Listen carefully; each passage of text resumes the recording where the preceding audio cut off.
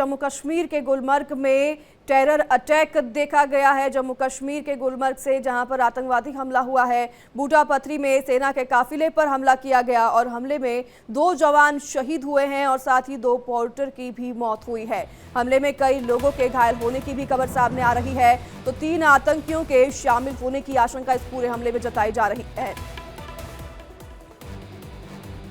जम्मू कश्मीर के गुलमर्ग में ये टेरर अटैक, आतंकी हमला हुआ है और इस हमले में 2 जवान शहीद हुए हैं, 2 पोर्टर की मौत हुई है। हमले में कई लोगों के घायल होने की भी खबर सामने आ रही है और इस पूरे हमले में 3 आतंकियों के शामिल होने की भी आशंका जताई जा रही है। सर्च ऑपरेशन जो है जारी कर दिया गया है, शुरू कर दिया गया है लगातार और जगह जगह पर सर्च ऑपरेशन जारी है। जम्मू कश्मीर में आपको बता दें ये ऐसा तीसरा हमला है आतंकियों की तरफ से, जिसमें 2 जवान और 2 पोर्टर की मौत हो गई है। रमन सैनी इस खबर पर ज्यादा जानकारी के लिए हमारे साथ जुड़ गए हैं। रमन, कल सुबह ही हम आतंकवादी हमले पर बात कर रहे थे, आपसे अपडेट ले रहे थे और फिर रात में फिर से आतंकवादी हमला होता है। 2 जवान और 2 पोर्टर इस बार जो है इस हमले का निशाना होते हैं और हमले का शिकार बनते हैं। 2 पोर्टर की मौत भी हो गई इस खबर में। जी हाँ, बिल्कुल अनाया, आपने सही कहा कि जिस तरीके से लगातार आतंकवाद जम्मू कश्मीर के अंदर बढ़ता हुआ नजर आ रहा है और खासतौर पर जिस तरीके से आतंकी गतिविधियां बढ़ रही हैं वो एक चिंता का सबब अपने आप में निश्चित रूप में बना हुआ है। पिछले 1 हफ्ते के अंदर 4 बड़ी आतंकी घटनाएं जो हैं वो जम्मू कश्मीर में देखने को मिली है और ताज़ा घटना जो है वो कल शाम की है, देर शाम की, जब 3 से 4 आतंकवादी का एक ग्रुप जो है उन्होंने भारतीय सेना के एक व्हीकल पर, एक गाड़ी के ऊपर हमला किया, जिसमें अभी तक जो जानकारी मिली है उसके मुताबिक 2 पोर्टर जो सेना के लिए काम करते थे, उनके सारे सामान को लाने ले जाने का काम करते थे, वो और 2 भारतीय सेना के जवान इस हमले में जो है उनके वो शहीद हुए हैं और 2 से 3 जवान जो हैं वो जख्मी बताए जा रहे हैं। दरअसल ये जानकारी मिली थी कि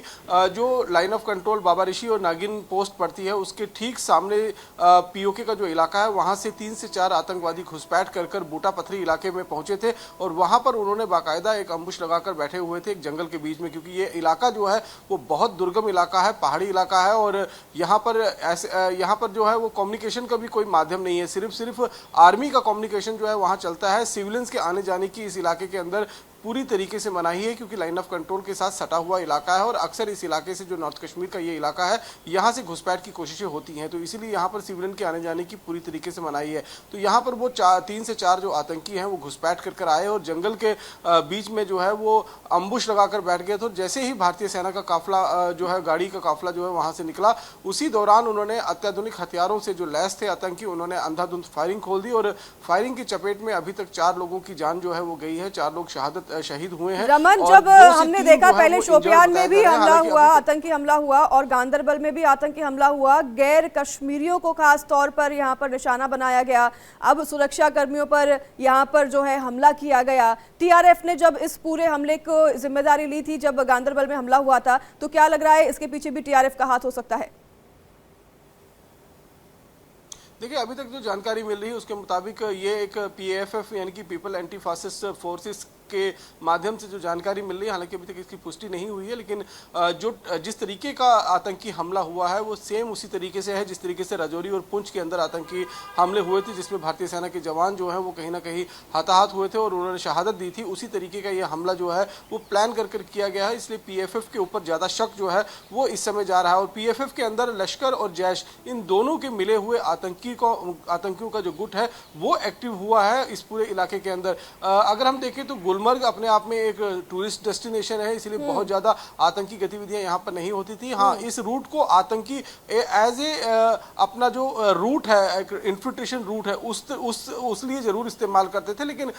जिस तरीके से हमने देखा कि पिछले 1 हफ्ते के अंदर 4 आतंकी हमले, पहला आतंकी हमला 18 तारीख को शोपिया में होता है, दूसरा आतंकी हमला गांदरबल में 20 तारीख को होता है और तीसरा आतंकी हमला कल सुबह ही हम इसकी चर्चा कर रहे थे, जो त्राल का इलाका पड़ता है साउथ कश्मीर का, वहां पर एक 19 वर्षीय वर्षीय युवक को गोली मारने की कोशिश की गई, जो बाल बाल बच गया, और कल शाम को ही ये चौथा बड़ा आतंकी हमला हुआ। तो इससे निश्चित रूप में कहीं ना कहीं जो उमर अब्दुल्ला की नेतृत्व में नई सरकार का गठन हुआ है उसको डिस्टेबलाइज करने की कोशिश जो है वो इस समय आतंकी संगठन की तरफ से किए जा रहे हैं। इसके पीछे भी एक रीजन जो है वो देखा जा रहा है, क्योंकि जब चुनाव प्रचार चल रहा था तब कहीं ना कहीं कांग्रेस और नेशनल कॉन्फ्रेंस, ये दोनों ऐसी पार्टियां थी, इन दोनों ने पाकिस्तान के सुर में सुर मिलाते हुए यहाँ पर धारा 370 को रिस्टोर करने की बात कही थी, यहाँ पर और कई वादे किए थे। लेकिन जैसे ही उमर अब्दुल्ला का ये तय हुआ कि वो चीफ मिनिस्टर बनने जा रहे हैं, तो उमर अब्दुल्ला ने धारा 370 का जो मुद्दा है उससे पूरी तरीके से यू टर्न ले लिया। इससे कहीं ना कहीं अब पाकिस्तान को लग रहा है कि उनको बिट्रेट किया गया है उमर अब्दुल्ला की तरफ से। तो इस तरीके से